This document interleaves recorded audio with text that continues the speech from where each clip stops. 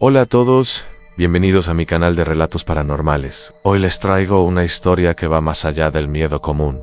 Un caso donde la venganza de un ex se convirtió en un maleficio imposible de ignorar. Acompáñenme hasta el final, porque les aseguro que no dormirán tranquilos después de escuchar esto.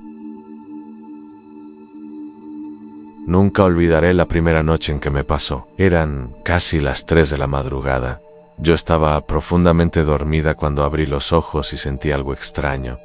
Quería moverme, pero no podía. Ni los brazos ni las piernas me respondían. Intenté gritar, pero mi voz estaba atrapada en la garganta. Lo peor no fue eso. Lo peor fue cuando vi, en la esquina del cuarto, una figura oscura. No tenía rostro, solo una silueta alargada, y parecía estar observándome con paciencia. No sé cómo, pero cerré los ojos con fuerza y, cuando volví a abrirlos, ya podía moverme. Pensé que había sido solo un mal sueño. Pasaron varias semanas tranquilas, hasta que volvió a suceder. Esta vez estaba aún más claro.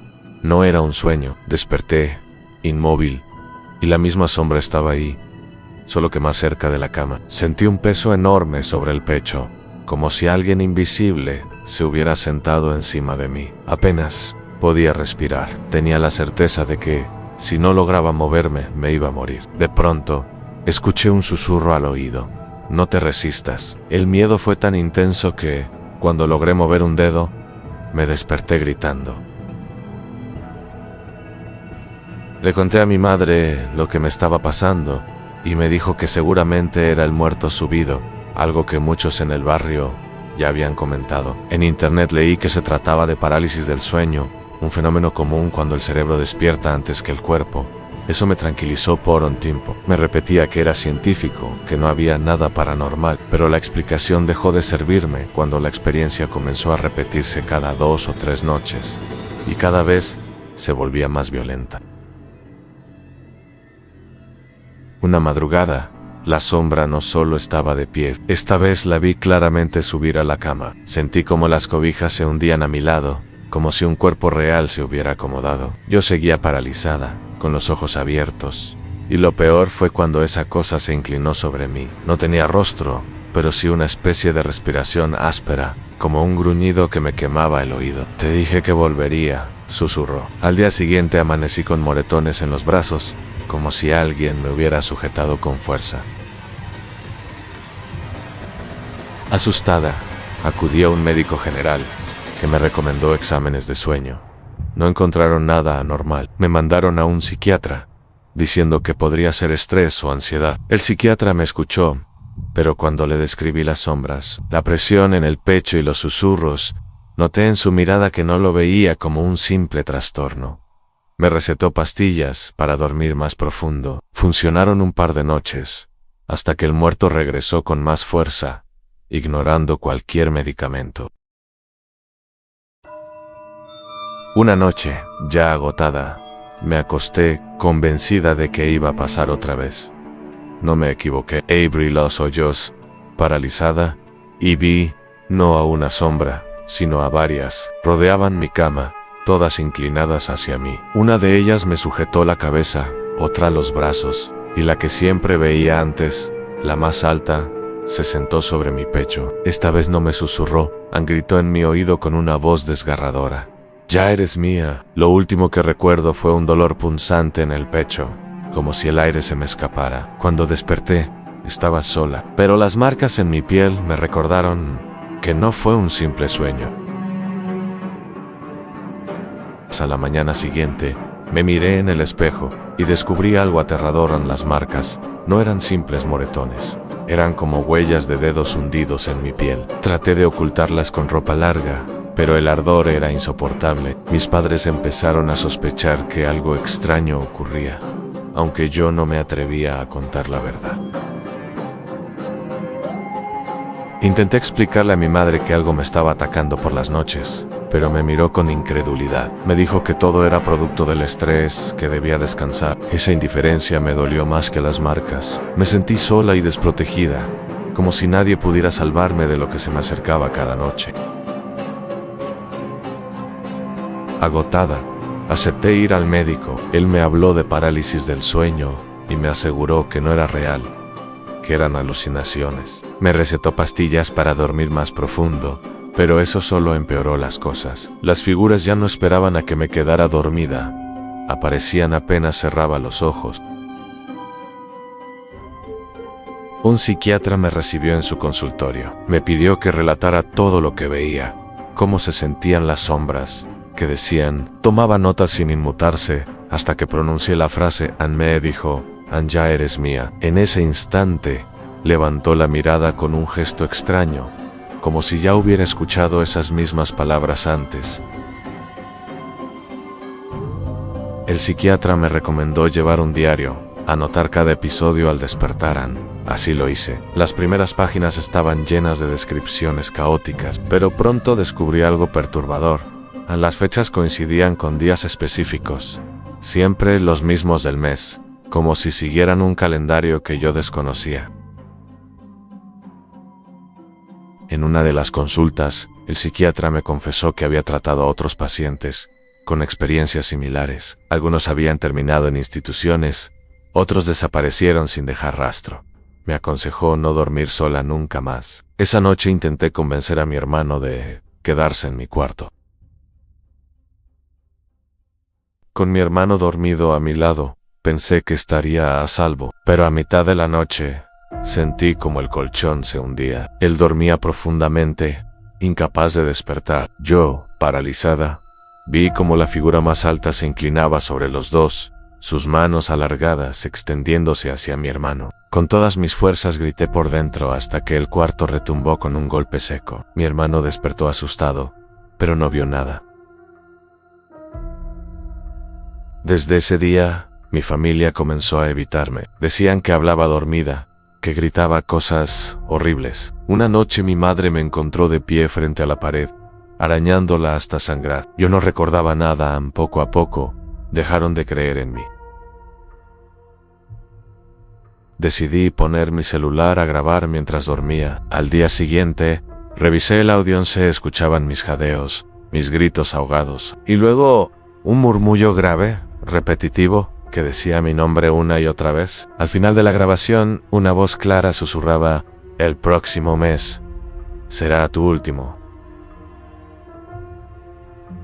Desesperada, busqué información sobre experiencias similares, encontré foros en línea donde otros describían lo mismo, parálisis, sombraus, voces. Algunos aseguraban que no era un trastorno, sino una posesión progresiva, un ser que poco a poco consume el alma, hasta que no queda nada del huésped. Cada noche, los ataques eran más violentos. Ya no podía distinguir entre sueño y vigilia. Despertaba con moretones, rasguños y la sensación de que alguien había estado dentro de mí. Faltaba una semana para la fecha que la voz había marcado como mi final. Vivía con un miedo constante, incapaz de dormir. Volví al psiquiatra desesperada. Cuando le conté lo de la grabación y la fecha señalada, su rostro se puso pálido. Abrió un cajón de su escritorio y me mostró varios cuadernos de otros pacientes, todos con las mismas fechas marcadas, el mismo calendario invisible que yo había notado. Me miró fijamente y dijo, no es una enfermedad, es una condena. Salí del consultorio con la cabeza a punto de estallar. Las fechas coincidían. No solo estaban en mis notas, también en las de desconocidos que nunca había visto. Esa noche revisé la grabación una y otra vez. Entre los ruidos extraños, se alcanzaba a oír algo más.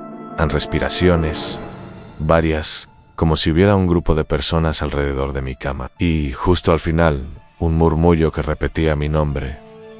No, Ira mi vas. No era la de nadie de mi casa. Ira Uch.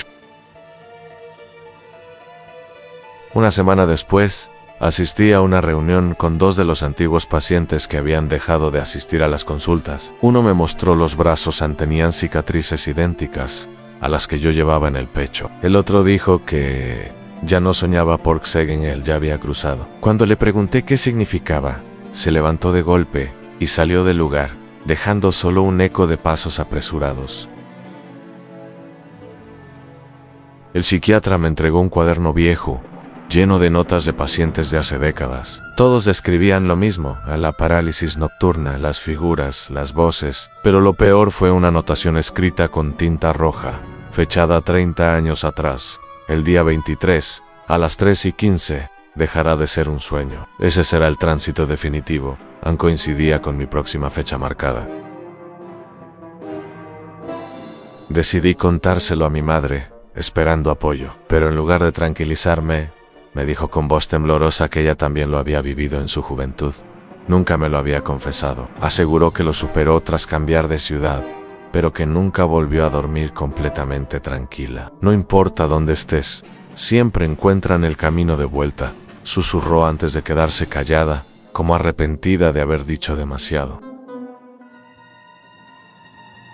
Con los ahorros que tenía, viajé a casa de una tía en otra ciudad. La primera noche dormí acompañada de mis primos, convencida de que la presencia de otros me protegería. A las 3:15 desperté paralizada, pero no en la cama donde me había quedado dormida, sino en el suelo frío, sola, rodeada de esas siluetas que ahora me miraban más de cerca que nunca. Al abrir los ojos por completo, estaba en el cuarto de mis primos, pero ellos seguían durmiendo. Quise gritar, moverme, hacer ruido, pero nada funcionaba. Solo cuando la más alta de las figuras me acarició el rostro, me liberé con un tirón. Mis primos despertaron al escuchar mi respiración entrecortada. Lo peor fue cuando uno de ellos me dijo: «Ah, no te movías». Pero estaba sentada en la cama, mirándonos fijamente. Volví al psiquiatra, exigiendo respuestas. Esta vez se limitó a decirme que ya no había tratamiento posible. Me sugirió que escribiera todo, como si quisiera que dejara un registro para otros. Cuando le pregunté qué ocurría después de la última fecha, valló la mirada. Su silencio fue más aterrador que cualquier sombra. El calendario invisible estaba a punto de completarse. Pasé el día entero temblando, incapaz de concentrarme. A las 2:50 de la mañana, encendí todas las luces de la casa. Me rodeé de velas, música, ruido, lo que fuera para no quedarme dormida. Pero a las 3:10, un cansancio insoportable cayó sobre mí. Mis párpados pesaban como plomo. No sé si estaba dormida o despierta, pero sentí que alguien me sujetaba los tobillos. Intenté moverme, y lo único que logré fue escuchar el sonido de mis uñas rascando el suelo. Me arrastraron hasta la sala. Ahí estaban todos, a las sombras, más nítidas que nunca. Ya no eran figuras difusas. Sus rostros eran huecos negros, y sus manos heladas me apretaban con fuerza. La más alta volvió a colocarse sobre mi pecho. Esta vez no gritó, solo habló con calma. «Has llegado al final. Lo resististe más que muchos, pero nadie escapa». Sentí como mi respiración se apagaba, y mi cuerpo se hundía en un vacío oscuro. Desperté en el hospital, rodeada de médicos. Dijeron que había sufrido un paro respiratorio durante la noche. Me habían encontrado mis padres, inconsciente, con los ojos abiertos, pero algo estaba mal al mirarme en el espejo del baño del hospital.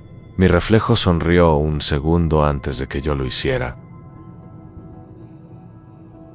Después de tanto buscar, después de revolver entre recuerdos y preguntar a quienes entienden de cosas que no deberían entenderse, descubrí la verdad. No era An-Nazar, ni una enfermedad, ni siquiera un fenómeno extraño compartido por otros pacientes. Era un maleficio, un trabajo hecho con odio y rencor por alguien que conocía cada rincón de mi vida. Mi ex, el que no aceptó que lo dejara, el que juró que me arrepentiría. Entre mis viejas cajas encontré lo que me lo confirmó: un frasco con cabellos míos, uñas y un papel doblado con mi nombre escrito en su letra. Lo había guardado allí hace años sin darme cuenta, como si hubiese sido plantado para que yo nunca pudiera escapar de su marca. Ahora entiendo que cada fecha, cada aparición nocturna, cada sombra sobre mi cama, eran solo su manera de recordarme que no me pertenece la libertad, ni siquiera el sueño. Él me condenó a vivir bajo su odio, y lo peor es que, mientras más sufro, más fuerte se hace la presencia que invocó contra mí. Dicen que el maleficio puede deshacerse, pero a cambio de algo igual de valioso, que lo que se entregó para crearlo. Nadie me ha dicho qué es exactamente, solo que el precio siempre termina siendo insoportable. Y así, después de tanto buscar, se descubrió que el origen de todo era un maleficio lanzado por alguien que nunca aceptó ser olvidado. Lo peor de todo es que todavía existe la posibilidad de romperlo, pero a un precio que casi nadie estaría dispuesto a pagar. Quizás esta historia te parezca lejana, pero recuerda, el rencor humano, cuando se mezcla con lo oculto, puede dejar huellas que ni el tiempo borra.